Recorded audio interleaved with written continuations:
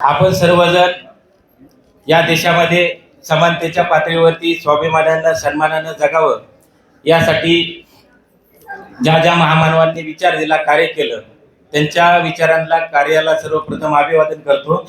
विचार मंचावरील आजच्या कार्यक्रमाचे उद्घाटक आमचे मार्गदर्शक अर्जुन डांगळे साहेब, अंकल, वसंतदादा आणि सर्वच उपस्थित मान्यवर। खरं तर या ठिकाणी सभागृहामध्ये सगळे महाराष्ट्रातले उपस्थित मान्यवर बसलेले आहेत।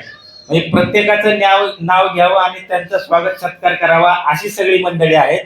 त्यामुळे तेवढा वेळ पुरणार नाही, म्हणून आलेल्या सर्वांचं, जे सर्वच उपस्थित मान्यवर आहेत, आलेल्या सर्वांचं एक औपचारिकता म्हणून मी या ठिकाणी स्वागत करतो। आज आंबेडकरवादी मातंग परिषदेला आपण सर्वजण जमलेलो आहोत। महाराष्ट्रामध्ये मागच्या 15 दिवसापूर्वी ज्यावेळेस सोशल मीडियामध्ये या कार्यक्रमाची कार्यपत्रिका गेली, त्यावेळेस पासून चर्चा सुरू झाली आणि सत्यशोधक बहुजन आघाडी म्हणजे ही दलित, आदिवासी, भटक्या समाजासाठी काम करणारी संघटना आहे। त्यांच्या अन्याय अत्याचाराच्या विरोधामध्ये धावून जाते, त्यांच्या हक्काच्या प्रश्नासाठी लढते।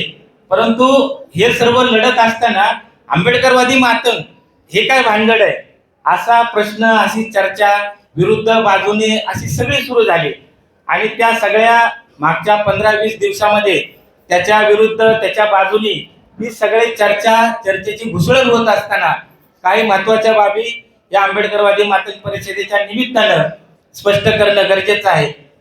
माझ्या अगोदरच्या वक्त्यांनी सुद्धा त्या सगळ्या गोष्टींचा या ठिकाणी खुलासा केलेला आहे की आपण जर आताच महाराष्ट्राचं आणि देशातलं जर वातावरण पाहिलं तर या सगळ्या वातावरणामध्ये 2014 पासून ज्या वेळेस केंद्रात नरेंद्र मोदींच्या नेतृत्वाखाली भारतीय जनता पार्टीचं सरकार आलं, त्यावेळेस पासून या संपूर्ण देशातली, राज्यातली ही लोकशाही व्यवस्था संपवून टाकण्याचं कारस्थान केलेलं आहे चालू।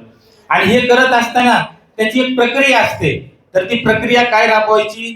उदाहरणार्थ महाराष्ट्रामध्ये देवेंद्र फडणवीसांना त्यांना जी लोकशाही व्यवस्था आणि भारतीय संविधान संपवायचं आहे, तर ते संपवत असताना काय करतात?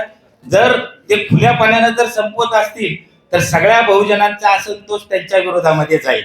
मग त्यांच्या विरोधातला जो असंतोष आहे तर तो असंतोष तुमच्या आपापसामध्ये त्यांना डायव्हर्ट करायचा असतो। म्हणून मग त्यांनी काय खेळी करतात? एकाच वेळेस ओबीसीच्या विरोधात मराठा उभा केला जातो, मातंग समाजाच्या विरोधात नवबौद्ध उभा केला जातो, नवबौद्धाच्या विरोधात मातंग उभा केला जातो, इकडे धनगर समाजाच्या लोकांना घेऊन सांगितलं जातं की तुम्ही आदिवासींमध्ये आरक्षण मिळण्याची मागणी करा। म्हणजे या महाराष्ट्रातला सगळा बहुजन समाज हा आपापसामध्ये संघर्ष करेल आणि देवेंद्र फडणवीस आपोआप एका साईडला उपस्थित राहून त्यांना जे काम करायचं आहे त्यांच्या हिताचं ते सगळे कामं करतील। म्हणून ह्या सगळ्या पार्श्वभूमीवरती सगळ्या बहुजन समाजांनी इथल्या पंथांचे जे धोरण आहे तर ते धोरण समजून घेतलं पाहिजे। आणि म्हणून ह्या सगळ्या प्रक्रियेचा एक भाग म्हणून दलित समाजातल्या ज्या 2 लढाऊ जाती आहेत, ज्या जातींमध्ये पोटेन्शियल आहे, ज्या संघर्ष करतायत, लढतायत, तर त्या 2 जातींमध्ये सुद्धा वाद निर्माण करण्याचा प्रयत्न केला आणि तो प्रयत्न यशस्वी झाला नाही। कारण आजही महाराष्ट्रामध्ये अर्जुन डांगळे साहेबांसारखे असतील, अंकल असतील, वसंतदादा असतील आणि आम्ही सुद्धा आहोत। हा वाद जे पंथांना या महाराष्ट्रामध्ये नवबौद्ध आणि मातंग समाजामध्ये वाद निर्माण करायचा आहे तर तो वाद निर्माण होणार नाही यासाठी दक्षता घेणारे आम्ही आहोत या महाराष्ट्रामध्ये। हे इथल्या व्यवस्थेला आम्हाला सांगायचं आहे। म्हणून ही आंबेडकरवादी मातंग परिषद घेण्याची गरज निर्माण झाली। ही परिषद निर्माण घेत असताना त्या बाजूनी विरोधात सगळ्या विचार विमर्श होत होता, परंतु ह्या होत असताना काही गोष्टी चळवळीतला कार्यकर्ता म्हणून मला ज्या निष्कर्षापर्यंत पोहोचलो होतो, माझा निष्कर्ष झाला, तर त्यामध्ये मातंग समाजाचे जे कार्यकर्ते असतात त्या सगळ्या कार्यकर्त्यांमध्ये सुद्धा एक प्रकारचा थोडा न्यूनगंड आलेला असतो आणि तो व्यवस्थेने तयार केलेला असतो। तो न्यूनगंड असा असतो की काही जण बरेच ठिकाणी असं मत व्यक्त करतात, सांगितलं जातात की तुम्ही बाबासाहेबांच्या सोबत त्यावेळेस आले नाही चळवळीमध्ये, आणि म्हणून तो एक प्रकारचा न्यूनगंड मातंग समाजाच्या कार्यकर्त्यांना आलेला असतो। तर त्या सर्वांना माझं सांगणं आहे, बाबांनो, इथली जी व्यवस्था आहे ती जातीची जी गुंतागुंत आहे, जातीची जी भौतिक परिस्थिती आहे, सामाजिक परिस्थिती आहे, तर ती सगळी परिस्थिती आपल्याला समजून घ्यावी लागते। म्हणून कोण कुठल्या सोबत कधी जावा हे आपल्या हातात नसतं। तर ही भौतिक परिस्थिती, सामाजिक परिस्थिती ती घडवत असते आणि ती घडवल्यामुळं त्या भौतिक सामाजिक परिस्थितीच्या बदलामुळं कोणता समूह कधी कोणाच्या सोबत जायचा हे ठरलेलं असतं. आणि ज्या वेळेस आपण पाहतो की मातंग समाज कधी शहराकडे यायला लागला, ज्यावेळेस गरवारे नाईलांनी दोरखंड बनवला, ज्यावेळेस ग्रामीण भागामध्ये दुष्काळ निर्माण झाला, त्यावेळेस मातंग समाज शहराकडे यायला सुरुवात झाली. त्याच्यामुळं कुणीतरी कधी कुठंतरी जावं हे आपल्या हातात नसतं. त्यामुळं ज्या वेळेस बाबासाहेबांच्या सोबत समूह म्हणून मातंग समाज गेला नाही, म्हणून त्याच्याबद्दल अजिबात न्यूनगंड बाळगण्याची गरज नाही. तर या सर्वांना सांगण्याची गरज आहे की ती एक परिस्थिती, कालखंड असतो आणि त्या कालखंडामध्ये तो समूह उभा राहत असतो. म्हणून या सगळ्या प्रक्रियेत राबवत असताना आज ज्यावेळेस आंबेडकरवादी मातंग परिषदेच्या निमित्तानं ही सगळी प्रक्रिया राबवत होतो सर्व कार्यकर्ते मिळून, हे करत असताना आपल्या समूहातले सुद्धा काही जण म्हणतात, म्हणजे एक आंबेडकरवादाची एक क्रायटेरिया ठरवलेला आहे काही जणांनी, त्या बाबासाहेबांचे जे आर्थिक, सामाजिक, शैक्षणिक, धार्मिक ह्या सगळ्या विचारांच्या संदर्भानं ज्यावेळेस इतर जातीतला माणूस एखादा कुठला तरी एखादा विचार घेऊन काम करायला सुरुवात करतो, की काम करायला सुरुवात केल्यानंतर लगेच त्याला सांगितलं जातं तो असं कर, नाहीतर तो आंबेडकरवादी नाही. तो आहेच का आंबेडकरवादी? तुला जर आंबेडकरवादी व्हायचं असेल आणि ते सिद्ध करावं लागेल आणि ते सिद्ध करायचं असेल तर आम्ही सांगतोय ते कर. तर हा लगेच क्रायटेरिया लावला जातो. तर सगळ्या उपस्थितांना माझं सांगणं आहे की आंबेडकरवादाचा स्वीकारण्याची आणि कुठलाही परिवर्तनवादी विचार स्वीकारण्याची एक प्रक्रिया असते आणि त्या प्रक्रियेतून सगळ्यांना जावं लागतं. आणि ती प्रक्रियेच्या राबवत असताना त्या प्रक्रियेच्या पाऊल वाटावरती पहिलं पाऊल टाकणारा जर कुणी असेल तरी त्या माणसाचं आपल्या सगळ्यांना स्वागत करावं लागेल. तो कुठल्याही वेगवेगळ्या जातीचा असू द्या, परंतु तो जर परिवर्तनाच्या दिशेने एक पाऊल जरी टाकत असेल तरी त्या माणसाला तो आपला माणूस आहे, त्या माणसाला आपला माणूस समजून त्याच्यासाठी महत्वाचा आपल्याला व्यवहार करावा लागेल, त्याला सांभाळून घ्यावं लागेल, त्याला पुढची दिशा द्यावी लागेल. पण तुम्ही जर आताच त्याला जर क्रायटेरिया लावला तर इथली व्यवस्थेची सगळी मंडळी आहेत ती त्याच्यावरती गळ टाकून बसलेलीच आहे. ते लगेच त्याला खोटा मान सन्मान देऊन त्यांच्याकडे ओढणारच आहेत. त्याच्यामुळे आपल्याला सावधगिरीने वागावं लागेल, आपल्याला मोठ्या भावाची भूमिका बजावावी लागेल. आणि मोठा भाव जो समजूतदार असतो, जो सांभाळून घेणारा असतो, जो लहान भावाला सोबत घेणारा असतो, त्याच्या सगळ्या खोड्या बिड्या सगळ्या ज्या असतात तो खोडकर असतो, पण त्या सगळ्या खोड्या आपल्याला सांभाळून घ्याव्या लागतात आणि मोठ्या भावाची भूमिका पार पाडावी लागेल. आणि ही जर भूमिका पार पाडली तर इथल्या व्यवस्थेला जे निर्माण करायचं आहे, की मातंग आणि नवबौद्धांमध्ये जे भांडण निर्माण करायचं आहे, जे वितुष्ट निर्माण करायचं आहे, तर ते सगळं आपण सर्वजण मिळून ते हाणून पाडल्याशिवाय राहणार नाही. आपल्याला ते हाणून पाडावं लागणार आहे, परंतु त्याच्यासाठी समजूतदारीची भूमिका घ्यावी लागणार आहे. म्हणून ती समजूतदारीची भूमिका आपण सर्वजण घेणारच आहोत. आज जर आपण महाराष्ट्राचं वातावरण पाहिलं तर महाराष्ट्राच्या ह्या सगळ्या वातावरणामध्ये जर आपण पाहतो की महाराष्ट्रभर मात्र दलितांवरती अन्याय अत्याचार होतात, तर हे सगळं जर त्याच्यातली जर आपण स्पष्टपणे बारकाईने जर आकडेवारी पाहिली तर त्या आकडेवारी काय सांगते, तर त्या आकडेवारीमध्ये 70% दलितांवरती होणारे अन्याय अत्याचार आहे. तर त्यात एकूण 100%, तर त्यातले 70% अन्याय अत्याचार हे मातंग समाजावरती. याचं कारण काय आहे, तर पूर्वी अन्याय अत्याचार आपल्यावरती होत नव्हते का? तर पूर्वी अन्याय अत्याचार होत होते, परंतु ते अन्याय अत्याचार आपण सहन करत होतो, कारण आपली गुलाम मानसिकता होती. म्हणजे एखाद्या गावातला पाटील सहज म्हणायचा, ए अमक्या तमक्या मांगा तू हे कर, किंवा जर काही चुकलं तर शारीरिक मारहाण केली जायची. परंतु आपली मानसिकता अशी होती की अरे पाटलांनी आपल्याला मारहाण केली किंवा जातीवरून बोललाय, जातीय शिवीगाळ केली, पण ते सगळं गृहीत धरलेलं होतं. त्याच्या विरोधात बोलण्याची हिंमत नव्हती आणि त्याच्या विरोधात बोलण्याची हिंमत नव्हती, म्हणून हे सगळे होणारे अन्याय अत्याचार आपण सगळे गपगुमान सगळे सहन करत होतो. आणि दुसऱ्या बाजूला आपण बघतो की 70च्या दशकामध्ये डॉक्टर बाबासाहेब आंबेडकरांनी सांगितलं की गावगाड्यातली गुलामीची सगळी कामं सोडा, की जी सगळी चिन्ह आहेत, की जी गुलामीची चिन्ह आहेत ती सगळी तुम्ही सोडली पाहिजे आणि तुम्ही स्वाभिमानाने जगायचा प्रयत्न केला पाहिजे.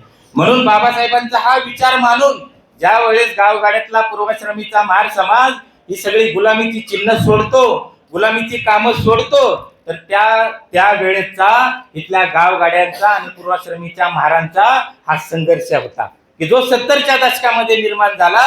आणि 70च्या दशकामध्ये या सगळ्यांना प्रतिउत्तर देण्यासाठी आपल्या सर्वांनाच माहित आहे की दलित पॅंथर सारखी संघटना उदयास आली आणि त्या दलित पॅंथरच्या संघटनेने इथल्या गावगाड्याला म्हणजेच ब्राह्मणी व्यवस्थेला प्रचंड मोठ्या प्रमाणात संघर्ष केला आणि बाबासाहेबांचा विचार या तळागाळापर्यंत पोहोचवण्याचं काम केलं.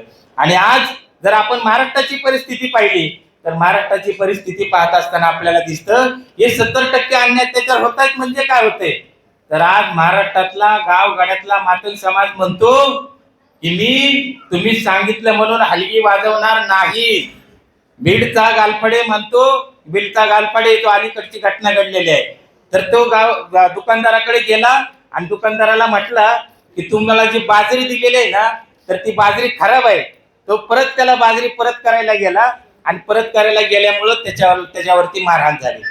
परंतु जो पहिला जो मांग होता तर तो काय म्हणला असता, अरे बाजरी दिली ती दिली, घेतली बाजरी कसं तरी दळा आणि त्याच्या भाकरी करून खावा.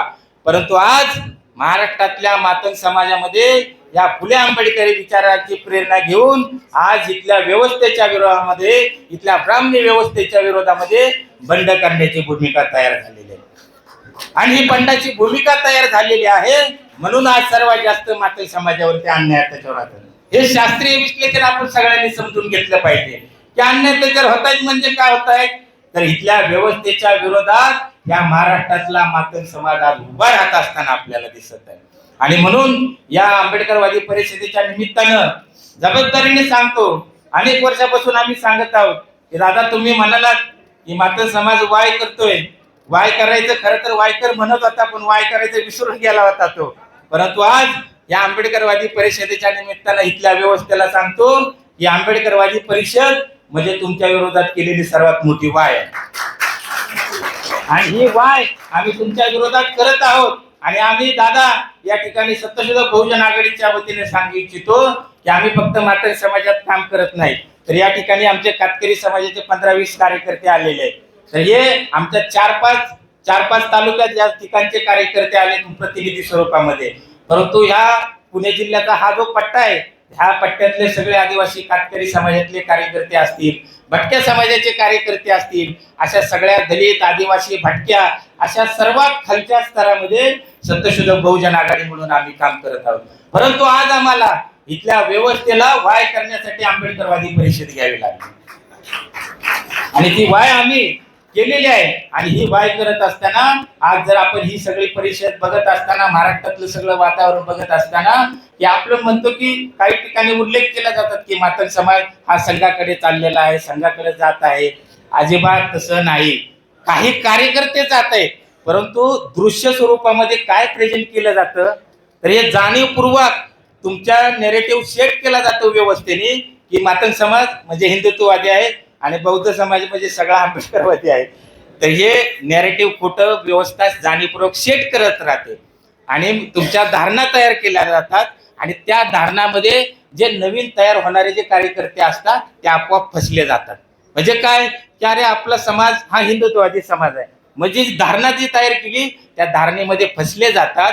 परंतु ही खोटी धारणा आहे. त्यामुळं जबाबदारीने या ठिकाणी सांगू इच्छितो की आज जर फुले आंबेडकरांचा प्रत्यक्ष स्वरूपामध्ये जर ह्या महाराष्ट्रामध्ये जर विचारांचा झेंडा जर खांद्यावरून ह्या महाराष्ट्रामध्ये घेऊन कोण पुढे जाईल आणि इथल्या सगळ्या शोषितांच्या चळवळीचं नेतृत्व भविष्यामध्ये जर कोण करेल तर तो मातंग समाज करणार आहे. हे या ठिकाणी जबाबदारीने सांगतो कारण सर्वाधिक जाणीवा विकसित होत असलेला की ज्याच्याकडे लढाऊ आहे, पोटेन्शियल आहे, जाणीवा विकसित होत आहेत त्याच्यामध्ये इथल्या व्यवस्थेने आमचं शोषण केलेलं आहे. इथली व्यवस्था आमची शत्रू आहे आणि आम्हाला आमच्या शत्रुस्थानी वेगळेच कुणाला तरी उभं केलं जातं.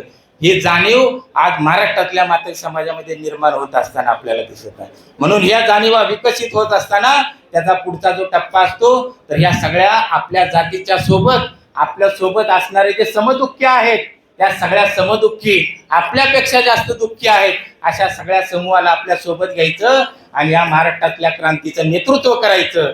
ही भूमिका या भविष्यामध्ये मातंग समाजाला भूमिका निभावावी लागेल आणि ही भूमिका निभावत असताना महाराष्ट्रातले या ठिकाणी जमलेले मोजके आणि महत्वाचे कार्यकर्ते, परंतु महत्वपूर्ण कार्यकर्ते आहे की जे महाराष्ट्राला या ठिकाणी दिशा देतील.